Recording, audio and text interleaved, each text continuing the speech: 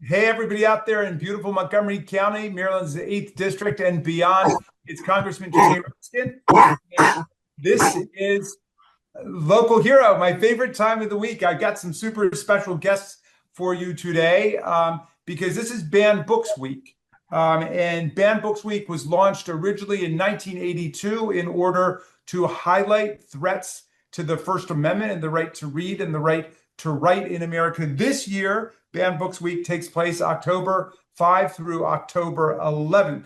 And today is Friday, October 10th. So you still have today and tomorrow to celebrate if you haven't observed yet. I read portions of one of my favorite banned books, Orwell's 1984, online because the authoritarians and censors never tire of censoring books about censorship and about authoritarianism. And so 1984 is always a big target, just like A Handmaid's Tale is a big target. The theme of this year's Banned Books Week is censorship is so 1984, and that it is. Read for your rights. But look, in order to celebrate and observe Banned Books Week, I am honoring as local heroes the people who have created two fantastic bookstores in our community. So let me introduce you first to Matt and Megan Bourmet. I'm giving that the correct pronunciation, right? It's Bourmet, actually. Bourmet. Yeah. Okay. Megan and Matt Bourmet are the co-owners of People's Book, a full-service bookstore located right in the heart of Takoma Park. It's got 15,000 titles, 14 book clubs, and they claim to have the best zine section in the whole DMV. The store was named DC's best bookstore by the City Paper in 2024 and 2025. They've got 3 kids, ages 6, 4, and you're our friend with us today at 4 months old. Who needs to know? Who is that? This is Gus. Hello, Gus. Thank you for welcoming us and welcoming also from Wonderland Books in the heart of Bethesda, Maryland, Amy Joyce and Gail Weisswasser. Amy is opened the doors of Wonderland just a year and a half ago? Is that right? Not quite a year. Not even quite a year. 10 months. 10 months. Just 10 months ago. Okay. With a lot of help and guidance from People's Book before we opened. So yes, they are comrades in arms there, standing up for the right to read. Amy decided to open Wonderland Books after 3 decades as an award-winning journalist at the Washington Post. Her favorite role there was as the editor and writer of On Parenting. She wrote the On Parenting newsletter and accompanying essays and edited a lot of the authors whose books are seen behind them right now. The Post is also where she met her husband, Stephen Ginsburg, who's executive editor of The Athletic and one of Wonderland's big cheerleaders. They've got 2 sons and they've got a beloved dog of their own named Rosie. Amy grew up outside of Pittsburgh, where she spent her summer days hiding in the crook of a chestnut tree with a book. She majored in English at Catholic University, and when asked what she wanted to do with her degree, she said, work with words, and that she does. Her partner in the venture there is Gail Weisswasser, who spent her professional life to date as a lawyer and a corporate communications strategist. Her passion, too, has always been literature, reading, writing, and books. She's written the book review blog, Every Day I Write the Book, since 2006. She's co-hosted the Readerly Report podcast since 2017. She loves attending book events and visiting independent bookstores throughout our region.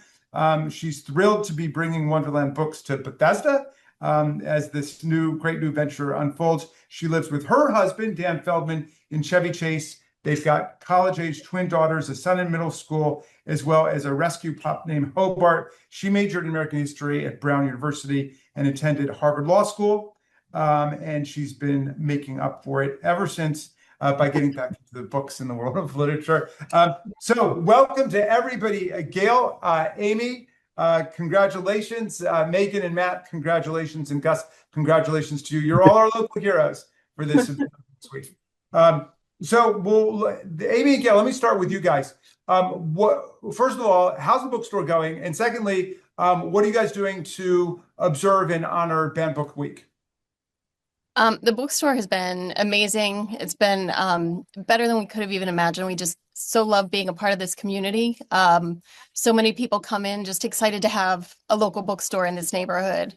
And it's just something we believe every community should be able to have its own bookstore. And it's really been working out great. And we love this community and love the discussions we have every day with everyone here. And as for it's beautiful the way you say that, it's you've joined this community. You've joined it. You've also helped to create it, because when you open a bookstore, it's like build it and they will come, and suddenly a whole new community forms out of it. So so Gail, so what are you guys up to in terms of Banned Book Week? So we've been really leading in Banned Books Week on focusing on the stories themselves and the books themselves. So we've created a bunch of content on social media where our booksellers as well as our customers have talked about the banned books that really have stood out to them and why, what it is about those stories that they have found so compelling. We think it's really important to let people know what these books are, highlight why it really makes no sense to ban them, and how in fact removing them from visibility and availability is so harmful because there's so many important messages in the books. So we've leaned heavily into sharing those books, sharing those stories. We have a display in our window. We, have been publicizing it, passing out bookmarks and pins, and reminding everyone they come to the register, hey, it's Banned Books Week. Please, focus on that. Yeah, I met one woman. Yeah. Well, I met one woman, a constituent, who said, well, I love Banned Book Week because I get to do what I'm going to be doing anyway, my favorite thing, reading books, and I get to engage in an act of defiant citizenship while I'm doing it. And sticking it to the authoritarians. So Matt and Megan, what about you guys? Well, I know you've got some interesting projects that even involve other parts of the country. Tell us about. Yeah, we're lucky enough that here in Maryland, we don't really have to worry about book banning as much as other parts of the country necessarily do. What we were trying to do is use our community that is concerned about book bans elsewhere to help out. So we've been doing what we call an airlift of banned books to Texas, where a group called the Texas Freedom Network is doing read-ins with banned books and handing them out. As you know, Governor Abbott down there doesn't have any good ideas, and his view is that we should be banning things in schools that are pretty straightforwardly important. So our customers have been incredibly generous in donating books and buying them here at the store, and then we ship out a box or two every month to the folks in Texas. That's meaningful. And I know that's meaningful because one of my books that I wrote, We the Students, was censored by the Texas State Board of Education. So, and the same week that the Texas State Board of Education censored my book, Vladimir Putin banned me for life from going to Russia. So I got censored by Texas and Russia in the same week. But you guys have other stuff going on, right, Megan? Yeah, so we're also partnering for the first time this year with DC Books to Prisons. So they have a campaign that they reached out to us and Solid State Books in DC. And so if you buy one of the books on their wish list through bookshop.org and through us, you'll support both your local bookstore. You'll get books into prisons where they are also being banned, which sounds pretty ridiculous to me. And then during this week only, any book that's bought is matched by an outside funding. So it's kind of double. You get double this week. That's right. Yes. Oh, yes. wow. Yes. Oh. So you mean the same book or just another book? They are accepting any books, but also they have a particular wish list that we have up on our website. So they are looking for specific books, but also they will accept any books because they're just trying to build up their library. Yeah.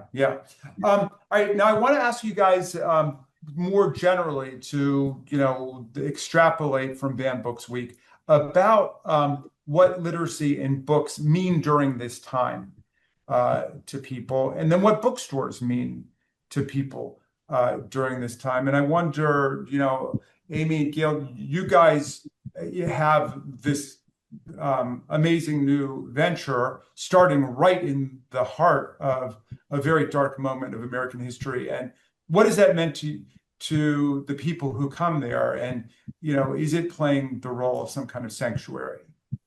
It definitely is. It comes up in conversation constantly, all day, every day.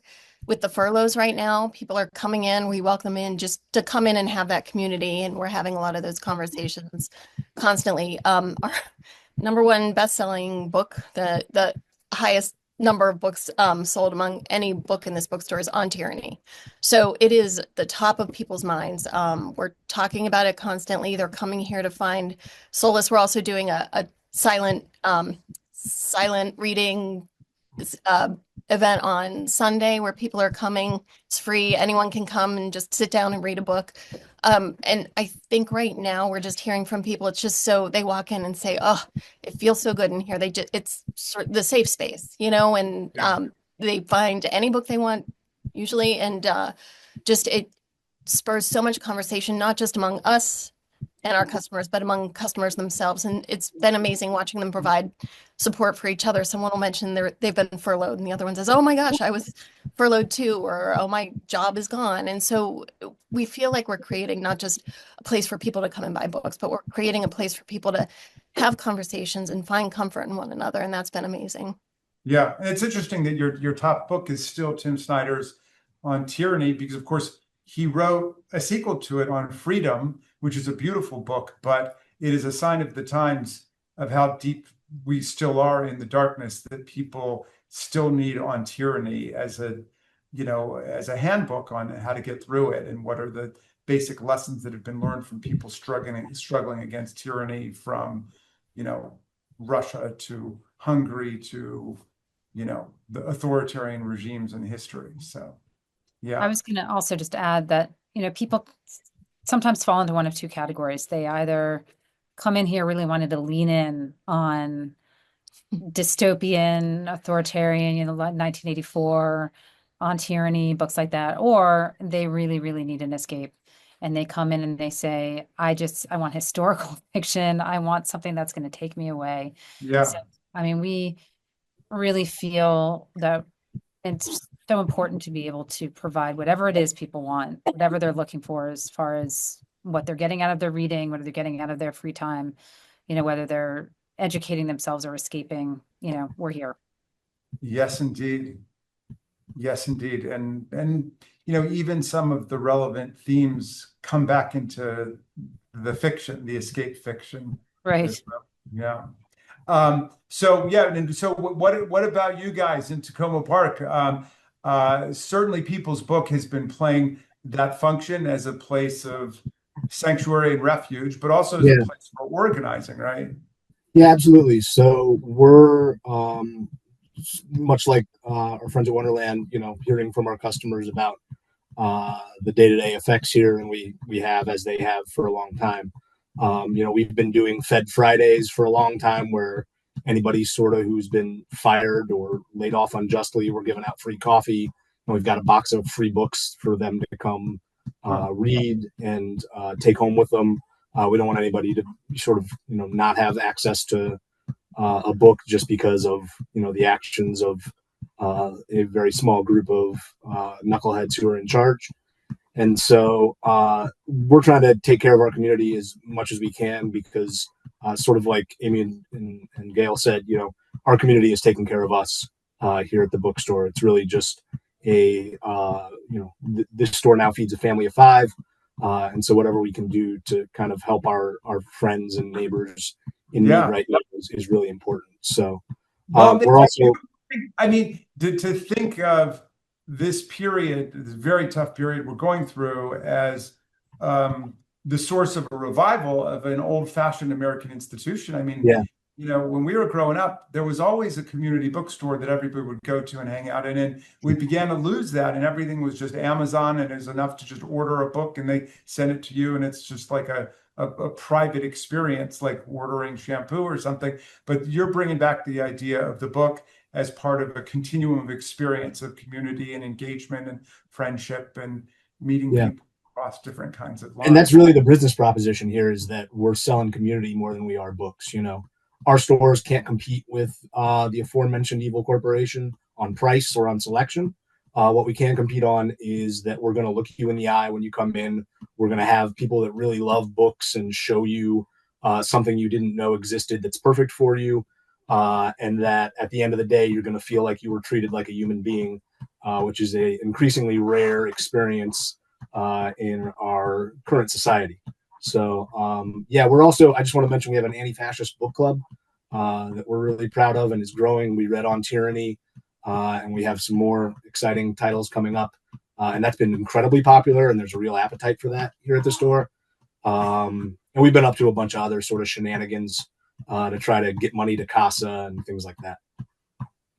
That is too awesome. Well, I'm thrilled to represent all of you and thrilled to represent People's Book in Takoma Park, Wonderland in Bethesda. It makes me very proud. And I stop in whenever I can to come and see you guys. But look, all right, well, all of you guys have a chance for one final word on Banned Books Week. If you want to say anything else to your customers and fans and family and friends out there, Amy or Gail. I would just say keep challenging it, keep the fight going as vociferously and consistently as you can. I have read a couple of heartening things this week about bans that have been reversed or school districts that have been challenged and books being returned to library shelves. So, just like everything that's going on around us, don't be passive, don't accept it. Keep, fighting the fight as loud as you can. Reading can be a political act. And thank you for all of your work. Peoples, what do you have to say? Yeah. I think I can say one question that has come up a lot for me recently from our customers is how do you decide what books that you keep on your shelf, and how do you make decisions about books that go up there? And I'm a really big believer in the windows and mirrors theory about how books they can be a window onto someone else's experience and really help you build the muscle of empathy. And they can also be a mirror and really make sure that you have that feeling of belonging. And so I think about that a lot during Banned Books Week, about how important it is that when our customers come in, they see themselves represented on the shelves, they see other experiences, and they really practice empathy. And that's something that I think about a lot. I guess I'd just say last thing that I keep telling myself and others is there's way more of us than there are of them in terms of people who don't want books banned than there are people who do want books banned. I think you saw that despite the Supreme Court's really moronic decision around Montgomery County public schools and teaching people about life, that only, I think, 40 some families opted out of the thousands and thousands in Montgomery County from being taught about how the birds and the bees work.